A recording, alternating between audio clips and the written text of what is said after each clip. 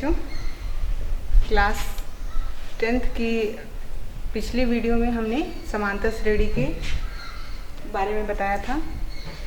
आज जो है इसके पदों के बारे में जानते हैं कि किस प्रकार इसके पद जो है डिफाइन होते हैं, कैसे हम उनको जानेंगे कि कैसे कैसे पदों को लिखा जाता है। ठीक है, तो समांतर श्रेणी की परिभाषा हमने बताया था कि ऐसी श्रेणी जिसके प्रत्येक पद में अपने पूर्व पद में एक निश्चित संख्या जोड़ने से प्राप्त होती है, तो वो क्या कहलाता है, समांतर श्रेणी। और जो निश्चित संख्या थी उसे हम सार्वधातुक कहते हैं। तो कोई समांतर श्रेणी है, समांतर श्रेणी को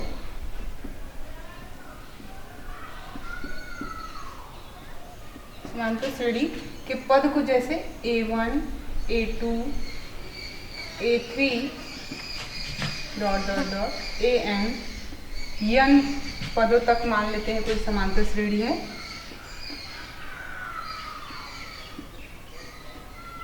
ठीक है, A1, A2, A3 dot dot AN पदों तक का ये कोई समांतर श्रेणी है। अब यहाँ पे 1, 2, 3 ये सब क्या है, तो ये जो 1, 2 है, इसको ये सफिक्स, इसको हम लोग पदांक कहते हैं। क्या बोलते हैं, पदांक। ये जो नीचे सफिक्स लगा है 1, 2, 3, इसको हम पदांक बोलते हैं। तो अब हम डिफाइन करेंगे कि अगर मान लीजिए आपसे कह दिया कि किसी भी समांतर श्रेणी का प्रथम पद और सार्वधातुक आपको पता हो, तो आप किस प्रकार श्रेणी को ज्ञात करेंगे। तो उसके लिए हम देखते हैं कि कैसे हम उसको समांतर श्रेणी को कैसे ज्ञात करेंगे, इसके बारे में करते हैं। एक पहले आप इसको नोट बना लीजिए। माना यदि समांतर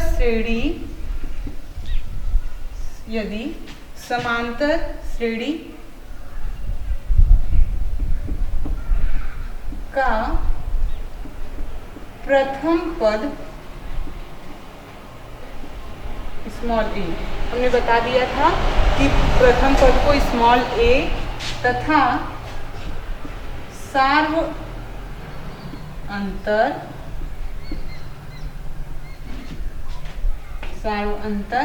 स्मॉल d ज्ञात हो,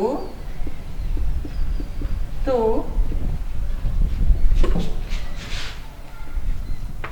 समांतर श्रेणी। तो समांतर श्रेणी हमको कैसे पूरी समांतर श्रेणी मिलेगी, ये हम देखते हैं।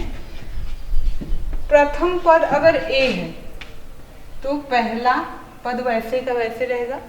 ठीक है, प्रथम पद a,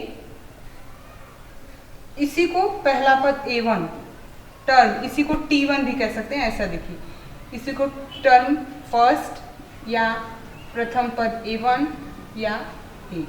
ठीक है, प्रथम पद को A से दिखाते हैं। अगर हमको A2 लिखना है या इसी को T2 भी कहते हैं, T2 लिखना होता है तो पूर्व पद में यानी प्रथम पद में एक निश्चित संख्या D को जोड़ते हैं। तो A में D जोड़ा।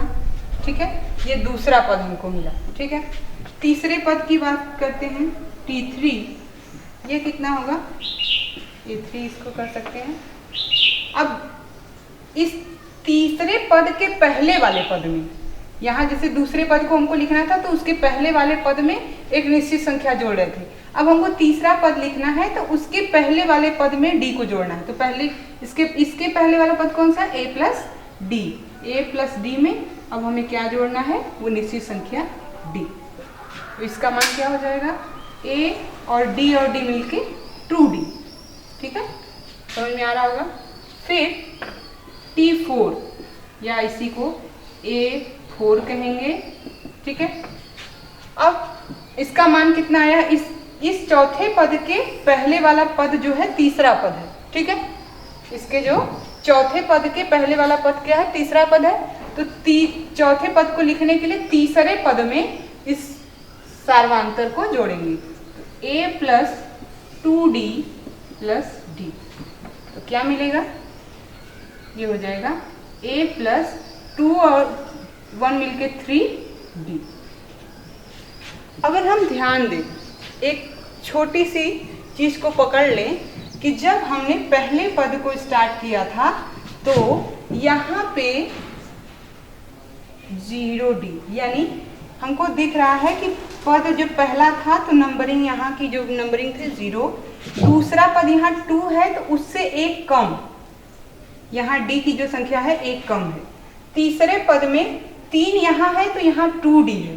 चौथा पद है तो यहाँ 3D है, मतलब एक कम है। अंतर देख लीजिए तो ऐसे भी समझ।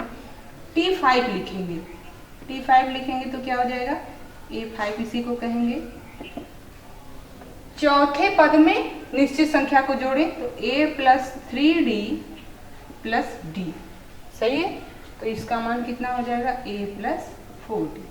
अब देखिए यहाँ 5 लिखा है बट यहाँ पे कितने D आए हैं, 4D आए हैं। इस प्रकार अगर हम पूरी सीरीज लिखना चाहें तो लिख सकते हैं।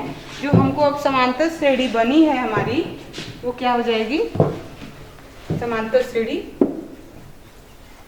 जो हमको पूरा समांतर श्रेणी मिल रहा है वो किस रूप का है, तो मिल रहा है A + D, A + 2D, A + 3D, A + 4D, A + 5D, ऐसे करके मिल रहा है। ठीक है, तो इस प्रकार हम जो है, अगर श्रेणी का, समांतर श्रेणी का प्रथम पद यानी पहला पद पता हो और सार्वंतर पता हो तो समांतर श्रेणी हम ज्ञात कर सकते हैं।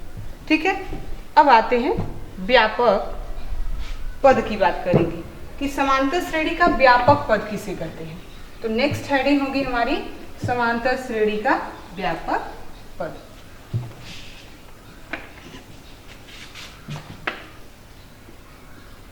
समांतर श्रेणी का व्यापक पद। अब ये व्यापक पद कैसा है समांतर श्रेणी का, तो अगर एक ऐसा हमको पद मिल जाए जिसमें कुछ भी हमें 1 2 3 4 5 ऐसी वैल्यू रखें और हमको जिस पद को हम निकालना चाहें, ज्ञात करना चाहें, वो पद हमें एक ही बार में पता चल जाए। जैसे अभी हमको, हमारी इच्छा हुई है कि हम 10वां पद ज्ञात करना चाहते हैं। अगर कोई समांतर श्रेणी है जिसका प्रथम पद और D पता है, हमको सर्वांतर पता है, तो हम चाहते हैं कि उस श्रेणी का हमको 10वां पद पता चले। तो इसके लिए क्या करना पड़ेगा, अगर कोई हमको ऐसा जनरल टर्म पता चल जाए, व्यापक पद पता चल जाए, जिससे हम जिस भी पद को ज्ञात करना चाहें वो पद आसानी से हमको ज्ञात हो सके, तो इसीलिए व्यापक पद की आवश्यकता है। जनरल पद हमको मिल जाएगा तो हम जो भी पद ज्ञात करना चाहेंगे उसको आसानी से ज्ञात कर सकते हैं। तो यदि समांतर श्रेणी का प्रथम पद A तथा सार्वंतर d हो तो श्रेणी के n वें पद को समांतर श्रेणी का व्यापक पद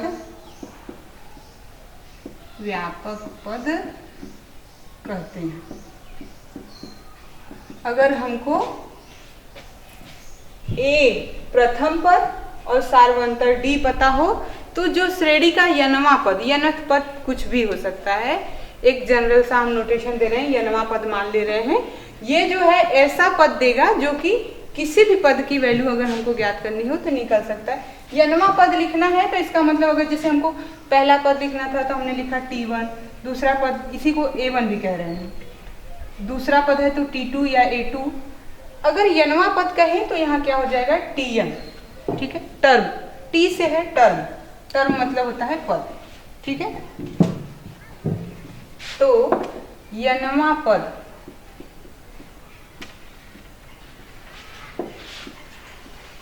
समांतर श्रेणी का n वां पद यानी Tn। अभी ऊपर जब हमने लिखा कि कैसे पद हम डिफाइन कर रहे थे, कैसे बता रहे थे, कैसे लिखा जा रहा है, अगर हमको a1 लिखना था तो हमने a लिखा था, a + 0d भी कह सकते हैं। a2 लिखना था तो हमने लिखा a + b, यहाँ 2 है तो वहाँ 1 है। a3 लिखना था तो लिखा a + 2d, एक का अंतर था दोनों में, यहाँ 3 पद चल रहे थे तो d की संख्या कितनी थी 2। इसी तरह जब हमको श्रेणी में n पद लिखना है यानी n वां लिखना है तो ऑब्वियसली a तो देखिए सब में है, प्रथम पद सबके साथ जुड़ा हुआ है, a में कोई चेंजेस नहीं हो रहा है, इसी d में चेंजेस हो रहा है। यहाँ पे 0 थे, यहाँ 1 हो गए, यहाँ 2 हो गए, ऐसे करके जब हमको n वां लिखना होगा तो उसमें प्रथम पद तो होगा ही a+। अब यहाँ n लिखना है तो उससे एक कम यानी n-1 और d, यानी जो d की संख्या है वो कितनी n-1। इसी को ऐसा लिख सकते हैं। समझ में आ रहा है तो एक बार आप प्रयास करेंगे ऑटोमेटिक आ जाएगा। इसी को ऐसा लिख दें, an भी इसी को कहते हैं, a + n-1 × d। अगर हिंदी में देखें तो n वां पद बराबर प्रथम पद प्लस पदों की संख्या -a।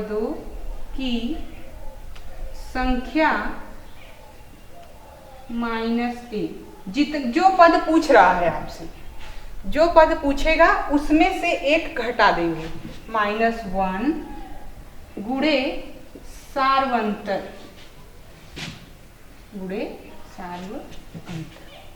तो ये हमारा फॉर्मूला है। जनरल पद मिल गया हमको, व्यापक पद, इसमें हम रखेंगे जो पद हमको ज्ञात करना होगा, जो हम चाहेंगे वो पद ज्ञात कर सकते हैं। ठीक है, तो ये फॉर्मूला है, इसको आप ब्रैकेट में कर लेंगे। ठीक है, ठीक, आते हैं इस पे एक एग्जाम्पल करते हैं।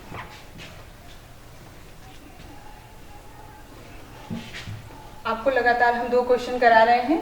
एक जो अभी समांतर श्रेणी का अगर प्रथम पद पता हो और सार्वंतर पता हो तो श्रेणी कैसे निकालते हैं, इस क्वेश्चन को देखेंगे। और अभी अगर कोई समांतर श्रेणी का n-वां पद दिया है और उसके पदों को ज्ञात करना है तो कैसे निकालेंगे। ठीक है, तो एक क्वेश्चन है हमारा, किसी समांतर श्रेणी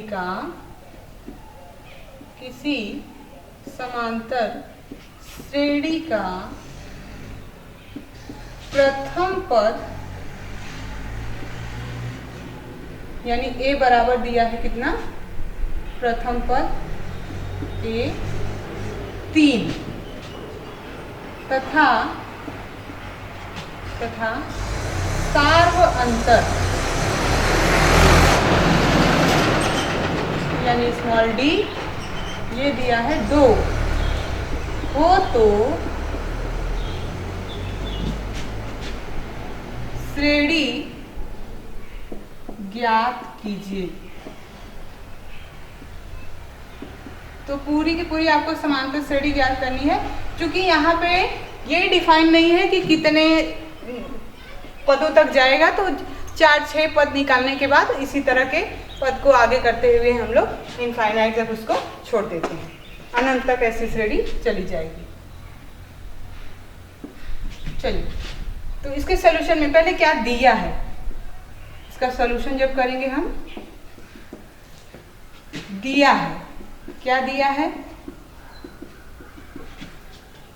प्रथम पद का मान दिया है। प्रथम पद का मान कितना है, प्रथम पद स्मॉल a = दिया है 3 और सार्व अंतर दिया है, सार्व अंतर ये कितना है, स्मॉल d बराबर 2। तो अभी पद को निकालने के लिए हमने बताया कि प्रथम पद को ज्यों का त्यों लिख देते हैं, दूसरे पद को लिखना होता है तो उसके पूर्व पद में सार्वंतर को जोड़ते हैं। तो पहले पद को यानी a1 निकालेंगे तो क्या हो जाएगा, खुद प्रथम पद जो होता है वही हो जाएगा, 3। A2 की बात करेंगे तो A2 में क्या कर रहे थे, प्रथम पद में यानी A प्लस D आ रहा था, तो A का मान कितना है 3 और D का मान 2, पद मिला कितना 5।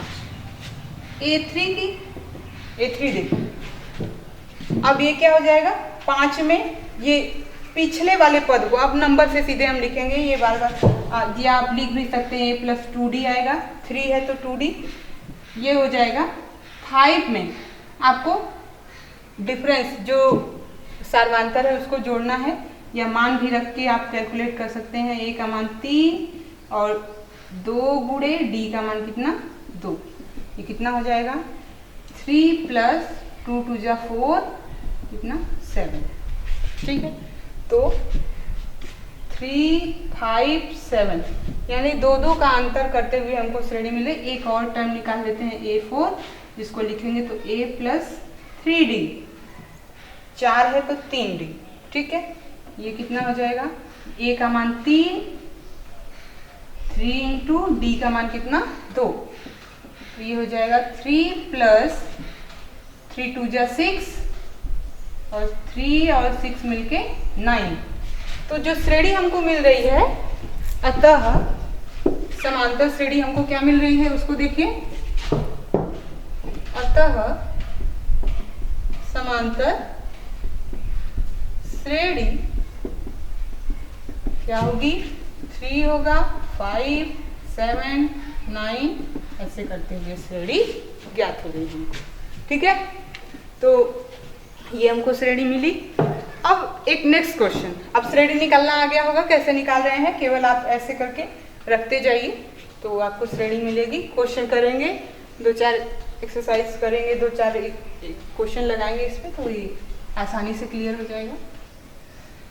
अब जो हमारा नेक्स्ट क्वेश्चन है वो है कि अगर श्रेणी का प्रथम पद और सार्वधातर पता हो तो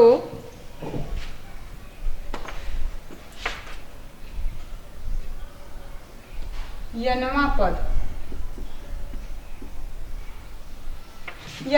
अगर अज्ञात हो तो आपको श्रेणी निकालने के लिए भी क्वेश्चन पूछता है कि अगर पद की संख्या पूछेगा, कौन सा पद डिफाइन करने के लिए पूछेगा कि आपको 10वां पद T10 का वैल्यू निकालिए या T50 का ऐसे वैल्यू निकालने के लिए पूछता है, ठीक है। जैसे हमारा जो है, मान ले रहे हैं कोई समांतर श्रेणी है, समांतर श्रेणी का यनवा पद हमको दिया गया है। समांतर श्रेणी का यनवा पद, कोई समांतर श्रेणी है जिसका यनवा पद हमको दिया है 2n-1, ये जो है Tn, क्या है Tn, इसी को Tn कहते हैं, ये दिया है 2n-1। अब हमको श्रेणी निकालनी है, तो श्रेणी निकालने के लिए क्या करेंगे, श्रेणी निकालनी हो या जो पद आप चाहते हो वो पद निकाल सकते हैं। हमको यहाँ से 10वें पद का मान ज्ञात करना है, T10 निकालना है, 10वां पद ज्ञात करना। तो 10वां पद जब भी ज्ञात करना होगा, आप यहाँ कंपेयर करिए, जब यहाँ पे T के साथ यन था तो ये यन के फॉर्म में था। अब यन की जगह हमने 10 रखा, यानी यन का मान कितना 10 रखने पर तो क्या हो जाएगा, 10 रखने पर ये मिलेगा T10 = बस इसी में आप यन की जगह 10 रखिए तो क्या मिलेगा 2 × 10 - 1, 2 × 10 - 1, तो कितना हो जाएगा 20 - 1, यानी जो 10वां पद होगा, कोई अब ये नहीं जानते कि हम वो समांतर श्रेणी है क्या, तो कोई भी समांतर श्रेणी हो सकता है, उसका 10वां पद हमसे पूछा गया तो हमने ज्ञात कर लिया। अब आप चाहें तो पूरी सीरीज निकाल सकते हैं, पूरी प्रोग्रेशन ही निकाल सकते हैं, पूरा श्रेणी क्या होगा। प्रथम पद पूछता तो T1 1 रखते, देख लीजिए इसको, अगर हमसे T1 पूछता पहला पद तो हम 1 रखते, यन का मान कितना 1 रखने पर। एक रखेंगे तो क्या हो जाएगा 2 इंटू 1 माइनस 1, यानी कितना मिला 2 माइनस 1 यानी 1। पहला पद कितना 1। T2 की बात करते हैं, T2 निकालेंगे तो क्या हो जाएगा n की जगह 2, 2 इंटू 2 माइनस 1 कितना हो जाएगा 4 minus 1 this is equal to 3। 4 में से एक घटाएंगे कितना आएगा 3। T3 निकालते हैं, T3 निकालेंगे तो कितना हो जाएगा, ये हो जाएगा 2 into 3 minus 1, 6 minus 1 this is equal to 5। अब हमको पूरी सीरीज मिल रही है 1 3 5, दो दो का डिफरेंस दिख रहा है। तो हमको जो श्रेणी अगर पूरी मिले, समांतर श्रेणी की बात करें तो समांतर श्रेणी हमको क्या मिलेगी 1 3 5 7 ऐसे करके, और जिसका हमको 10वां पद पता चला था कितना है 19। तो इस तरीके से पूरी सीरीज ज्ञात कर सकते हैं। और जिस भी पद को आपको ज्ञात करने के लिए कहेगा, अगर पद दिया गया है n के फॉर्म में दिया गया है तो आप पद निकाल सकते हैं। अब जो है एक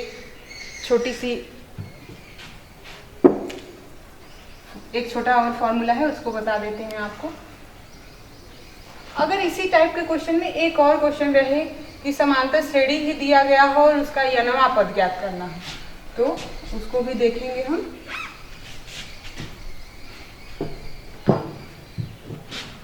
एक जो है नोट टाइप का पॉइंट है, पॉइंट उसको नोट करके कर लीजिएगा।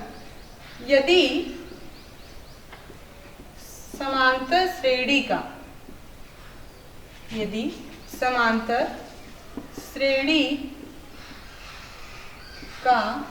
n वां पद श्रेणी का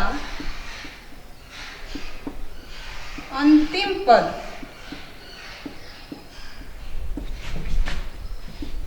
ही होता है, जो n वां पद है वहीं तक जाके आपकी श्रेणी स्टॉप हो गई, रुक गई।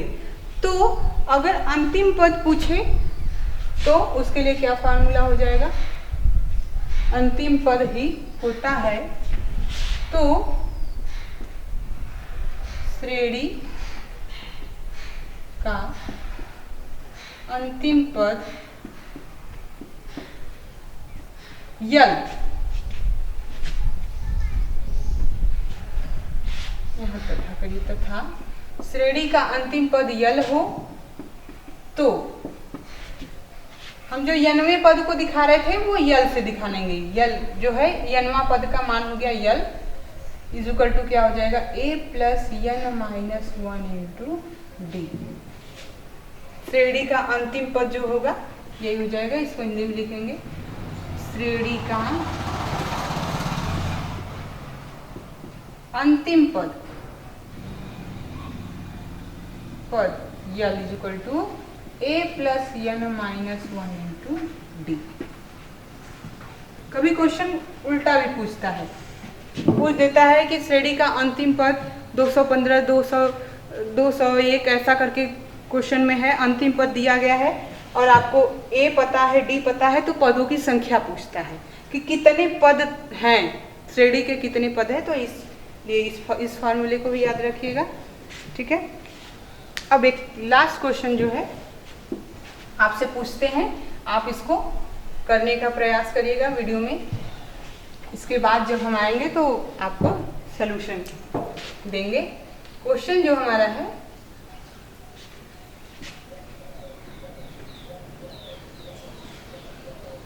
समांतर श्रेणी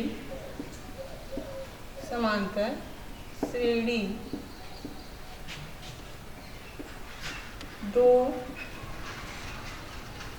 4 6 8 10 का n वां पद तथा 25वां पद ज्ञात कीजिए। कोई समांतर श्रेणी दी गई है 2, 4, 6, 8, 10, उसका हमको n वां पद ज्ञात करना है और क्या ज्ञात करना है 25वां पद। तो इसको आपको होमवर्क दे रहे हैं, आप करने का प्रयास करिए। नहीं होगा तो आगे के वीडियो में हम इसका सलूशन बताएंगे और आगे के टॉपिक पे चर्चा करेंगे। आज के लिए इतना ही। आप पढ़ते रहिए, बुक को फॉलो करिए, सारे एक्सरसाइज को लगाने का प्रयास कीजिए। जितना ज़्यादा से ज़्यादा पढ़ेंगे उतनी ज़्यादा जो समस्याएं हैं खत्म होंगी। ठीक है, तो आज के वीडियो को इतने पे ही समाप्त करते हैं। ओके, धन्यवाद।